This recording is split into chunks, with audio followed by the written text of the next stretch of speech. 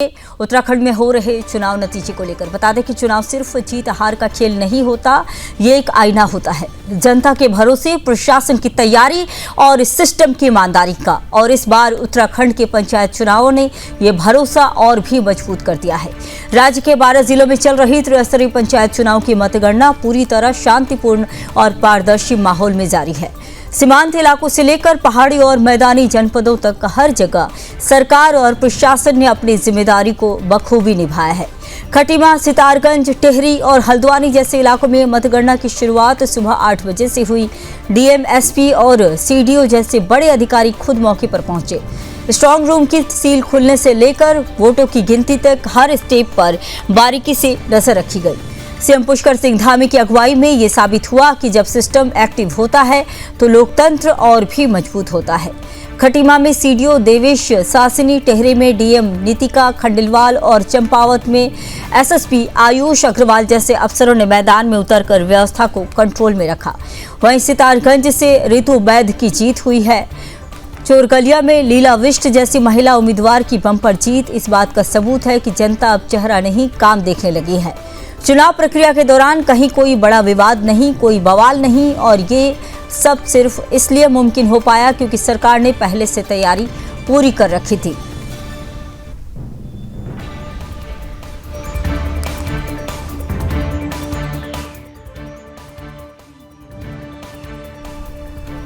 तो ये तस्वीरें आपको हम दिखा रहे हैं, खटीमा से पहली तस्वीर दिखा रहे हैं चुनाव के दौरान की, और इसके दूसरी तस्वीर आपको दिखा रहे हैं सितारगंज से, वहीं तीसरी तस्वीर टिहरी से दिखा रहे हैं।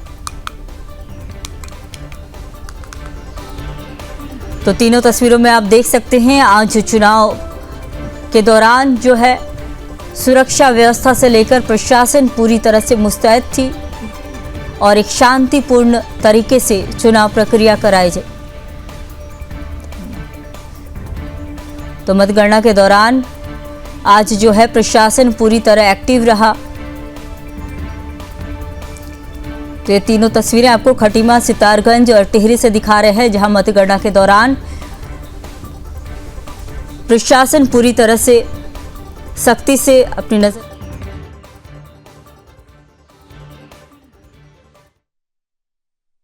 व्यवस्था पूरी अच्छे से लगी हुई है। मेन गेट पे भी हमारी ड्यूटीज़ हैं, जिनको पास हैं, ड्यूटी पास या एजेंट के पास, उनको अलाउ किया जा रहा है। और जो जिस राउंड का एजेंट है, फर्स्ट राउंड के लिए फर्स्ट राउंड का एजेंट और सेकंड राउंड में सेकंड राउंड के एजेंट को अलाउ किया जाएगा।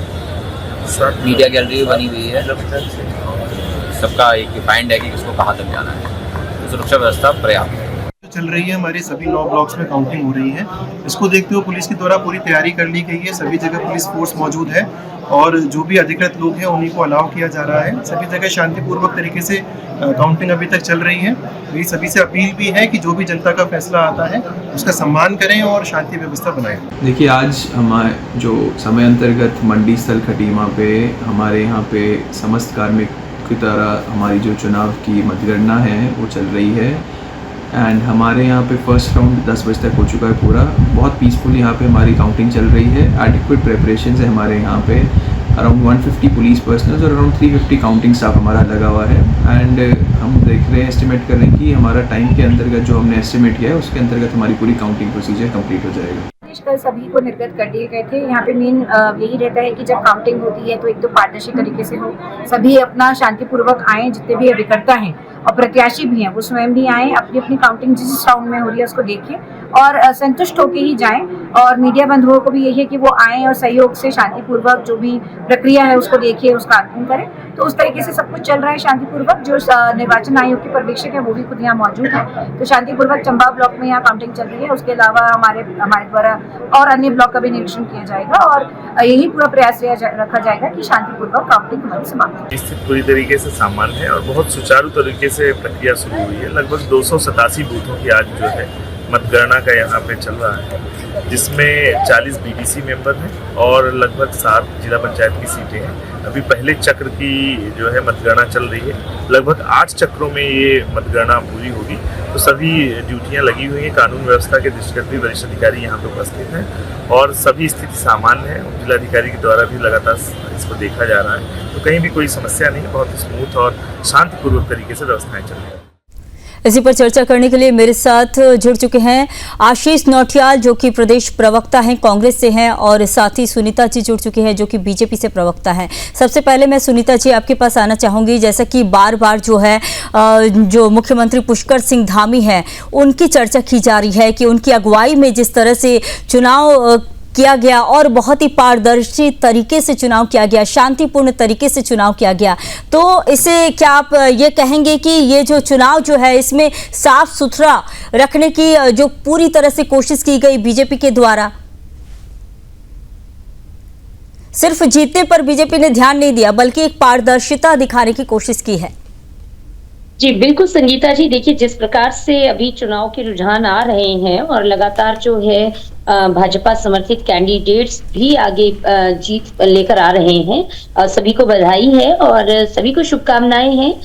जितने भी हमारे जो भी ग्राम प्रधान हैं, हमारे क्षेत्र पंचायत सदस्य हैं, जिला पंचायत सदस्य हैं, तमाम जगहों पे जो है काउंटिंग हर क्षेत्र में चल रही है और सभी क्षेत्रों से जो है जिन लोगों को जनता ने अपना आशीर्वाद दिया है वो लोग जीत कर आ रहे हैं। और कोई भी देखिए बहुत कम वोटर्स का जो है वो मार्जिन रहता है यहाँ पर, और बहुत ही कम वोटों से अगर कोई आगे पीछे रह जाता है तो इसमें मुझे लगता है कि सभी को जिस प्रकार के आदेश हैं कि सभी शांति बनाए रखें और वोटर्स का सम्मान करें, क्योंकि अपने ही सब लोग होते हैं गांव में, क्षेत्र में, तो सभी से यही उम्मीद की जा रही थी। और उसी के तरीके से आप देख रहे हैं कि शासन प्रशासन यहाँ पे पूरा मुस्तैदी से जुटा हुआ है।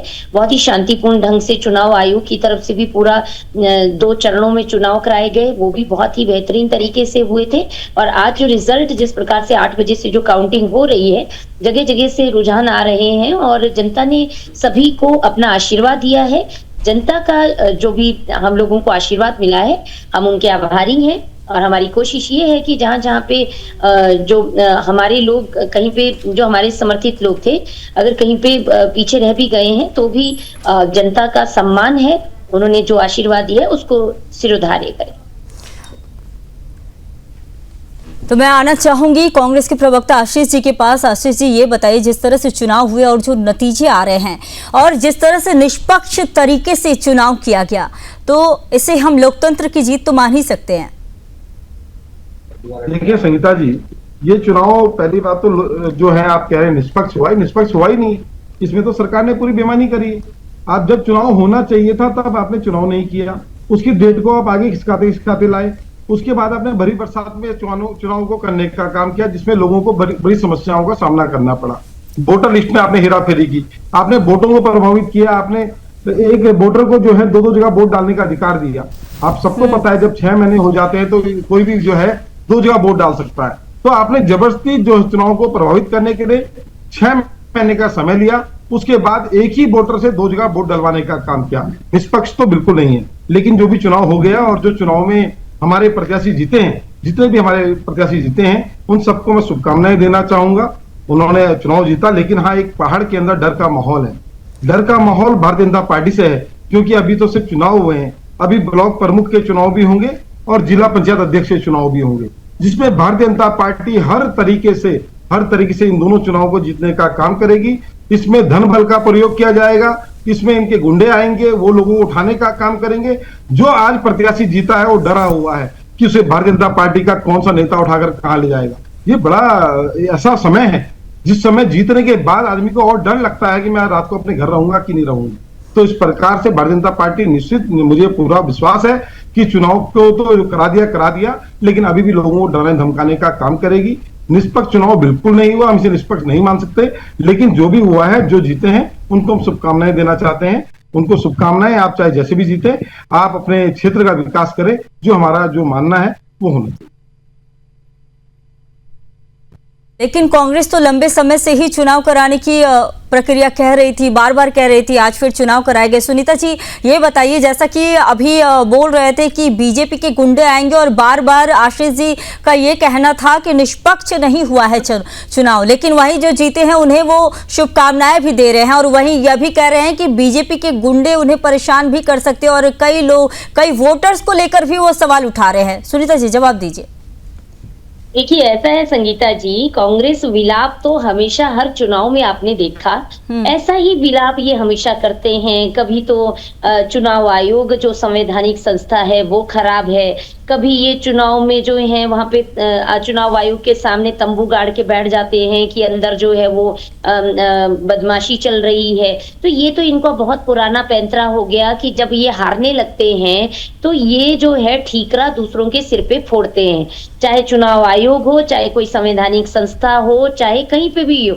लोकतंत्र को ये कटघरे में खड़ा कर देते हैं। हर चीज जब इनके पक्ष में नहीं होती है तो ये ऐसा ही विलाप करते रहते हैं और ऐसे ही करते हुए पाए जाते हैं। तो खैर जनता ने अपना आशीर्वाद दिया है और मैं तो ये कहूंगी कि लोकतंत्र की जीत हुई है। बहुत अच्छे निष्पक्ष तरीके से जो है चुनाव आयोग ने चुनाव करवाए हैं, क्योंकि गुंडे जो हैं, जो इनके कांग्रेस के गुंडे हैं और जो मुस्टंडे हैं जिनको ये चारा खिलाते रहते हैं फिर बाद में उपयोग भी नहीं आते इनको तो उन पे लगाम कसनी चाहिए कि तुम क्या कर रहे हो। दूसरी बात, भारतीय जनता पार्टी के कार्यकर्ता जो हैं वो जमीन में है। अगर हमारे समर्थित कैंडिडेट है तो भी ये छोटे चुनाव जो होते हैं, छोटी सरकार जो होती है, ये व्यवहार पे, कार्यों के पारदर्शिता को देखते हुए जनता उनको चुनती है। अब जनता जो है, जो गांव की है, आधे से ज्यादा तो रिश्तेदारी होती है। तो अब कांग्रेस पार्टी में तो ऐसे लोग हैं कि उनके रिश्तेदार भी उनको एक वोट डाल के राजी नहीं है। तो यहाँ पे ये चाहे छोटा चुनाव हो चाहे बड़ा चुनाव हो, इनका बस यही है कि अपनी डफली, अपना राग गाते रहना है। कभी भारतीय जनता पार्टी को कुछ बोल दो, कभी उनके प्रवक्ता को कुछ बोल दो, कभी उनके जो है अपने क्या बोलते हैं, जो इनके यहाँ से लोग, जो इनके दोस्त सहभागी लोग जो इधर उधर भटक गए हैं, कभी उनके बारे में कुछ बोल दो। तो ये तो इनका चलता रहता है। लेकिन मैं सभी पूरे प्रदेश में जहां जहां रिजल्ट आ रहे हैं, चाहे वो किसी भी दल के हैं, किसी के भी हैं, क्योंकि वो जनता के चुने हुए लोग हैं, जनता ने उन्हें अपना आशीर्वाद दिया है और जनता जनार्दन हमारे लिए सर्वोपरि है। उन्होंने जो आशीर्वाद दिया, जिसको दिया, हमारे लिए वो सम्मानित है और हम उनका सम्मान करते हैं। तो इस प्रकार से अगर वो अपने गांव की, क्योंकि देखिए ये वाली जो इलेक्शंस होते हैं संगीता जी, इसमें ये लोग धन बल गुंडागर्दी, कांग्रेस पार्टी ये सब छल प्रपंच करती है। लेकिन ये जो चुनाव छोटे होते हैं, इसमें जो व्यक्ति काम करता है, जो लोगों के सुख दुख में रहता है, जो धरातल पर दिखता है, उन लोगों को ही जनता चुनती है। और इनको हर जगह पे जो शिकस्त मिल रही है वो इनका व्यवहार है, क्योंकि इनका जो व्यवहार है वो आपस में ही ठीक नहीं है संगीता जी। आपस में ही ये गुटबाजी करते हुए एक दूसरे तो आशीष जी, आप पर ये आशीष जी, कांग्रेस पर लगातार ये आरोप लगते आए हैं कि आपस की गुटबाजी ही सही नहीं है और आपस की गुटबाजी की वजह से ही कांग्रेस को जमीनी स्तर पर जो है दिक्कतों का सामना करना पड़ता है। लेकिन वहीं आरोप आप लगा रहे हैं बीजेपी पर कि गुंडागर्दी की जा रही है, निष्पक्ष चुनाव नहीं हुआ है। लेकिन जिस तरह से चुनाव देखा गया बहुत ही शांतिपूर्ण ढंग से हुआ, जनता ने जो है अपना मतदान दिया है। लेकिन अब आप आशीष जी आरोप लगा रहे हैं कि बीजेपी पर आरोप लगा रहे हैं। बताइए, आपकी गुटबाजी को लेकर भी तो सवाल बराबर उठते आए हैं। देखिए संगीता जी, हमारी तो गुटबाजी है, चलो कोई बात नहीं, जहां समर्थक होते हैं उन्हें गुट बोला जाता है। इनका तो गैंग है। गैंग किसके होते हैं? गुंडों के। ये गैंग वाले लोग हैं। यहाँ आपने देखा होगा निशंक गैंग अलग चलता है, बता दीजिए नोटिया जी, गैंग अलग चल रहा था, सुरेंद्र सिंह रावत का गैंग अलग चल रहा था। ये वो लोग हैं जो आपस में एक दूसरे को काटने का काम करते हैं। बड़े आशीष नौटियाल के आगे गुंडा लिख दूं या बोल दूं तो कैसा लगेगा आपको? मतलब क्या बोलना चाहते हो आप?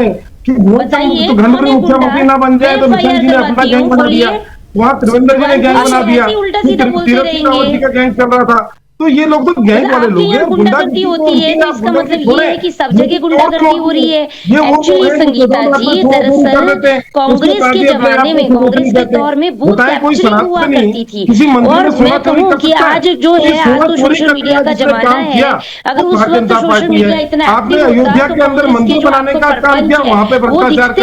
इनके टाइम में बूथ कैप्चरिंग हुआ करती थी, गोलियां चलती थी, गुंडागर्दी करते थे। इनकी सरकारों ने स्वतंत्र संस्थाओं को काम ही नहीं करने दिया कभी भी। और इसी वजह से इनकी चिंता जो है वो वाजिब है, क्योंकि इनकी चिंता इसलिए है क्योंकि इन सब ने ये सब काम किए हैं। भारतीय जनता पार्टी के कार्यकर्ता पूरी ट्रांसपेरेंसी के साथ में जनता ने उनको जिता के भेजा। ठीक है, आशीष जी को बोल लेने दीजिए। सुनीता जी, आशीष जी को बोल लेने दीजिए। आशीष जी को बोल लेने दीजिए। देशभक्त बन गए। अरे ऐसे देशभक्त नहीं बनता है। आरएसएस कार्यालय में झंडा तक फहराते हुए डर रहे थे आप लोग, आपने वो झंडा तक नहीं फहराया भारत का, और आप देशभक्त आपने तो इटली ठीक का है। झंडा ये जो फहराया था है इतने सुनीता जी, वर्ष आशीष जी को बोल लेने दीजिए, फिर आपके पास में आती हूँ। ये धर्म के नाम पर राजनीति करते हैं, धर्म के नाम पर जनता को गुमराह बना रहे हैं, देश के अंदर दंगे फैलाने का काम कर रहे हैं। शर्म आनी चाहिए लोगों को। और आप देखेंगे ये तो ऐसे बोल रहे हैं, इनको बड़ा बहुत बड़ा सी बात हो गया। अरे हमारे कितने लोग जीते आपको पता है? अभी आंकड़े आने कांग्रेस समर्थित कई लोग कोई जीते। जरूरत नहीं है ठीक है सुनीता जी, आशीष प्रपंच करने की। आपको जहाँ पे रहना है वहाँ रहिए, जहाँ गुंडागर्दी चलती है आपकी वहाँ चलाइए, लेकिन थोपिए मत गुंडागर्दी आप कर रहे हैं, पूरे देश में कर रहे हैं गुंडागर्दी। आपने कांवड़ यात्रा में देखा होगा किस प्रकार से। ठीक है सुनीता जी, आशीष जी को बोल लेने दीजिए, फिर मैं आपके पास आती हूँ लास्ट कमेंट के लिए। आशीष जी बोलिए। भारतीय जनता पार्टी की सरकार आई है तब से गुंडागर्दी बढ़ी है, धर्म के नाम पर गुंडागर्दी करने का काम कर रहे हैं, शर्मनाक है। कहा अब आप बताइए, जो एक पहाड़ी व्यक्ति जो पूरे देश का मान और सम्मान है, उसको तक इन्होंने गली का गुंडा कहा। तो पहाड़ को गाली देने वाले तो आप, आपने पहाड़ को गाली दी, आपने पूरे पहाड़ को गाली दी, उसके बाद आपने इस्तीफा दिया प्रेमचंद अग्रवाल जी का। आपने पहाड़ का सम्मान नहीं कर पा रहे हैं, आप देश का सम्मान नहीं कर पा रहे हैं, आप महिलाओं का सम्मान नहीं कर पाते। आप देखिए ना, अभी ऑपरेशन सिंदूर क्या था, ऑपरेशन सिंदूर खत्म करना पड़ा। आप उत्तराखंड के अंदर देखिए, एक बेटी अंकिता की जो हत्या कर दी जाती है, उसका ठीक है, आरोप प्रत्यारोप लगते रहेंगे, लेकिन जो चुनाव हुआ है वो बिल्कुल ही शांतिपूर्ण तरीके से हुआ है और जनता ने अपने अपने मत का जो है उपयोग किया है। बहुत बहुत धन्यवाद आपका, आप हमसे जुड़े। सुनीता जी आपका भी और आशीष जी आपका भी बहुत बहुत धन्यवाद। तो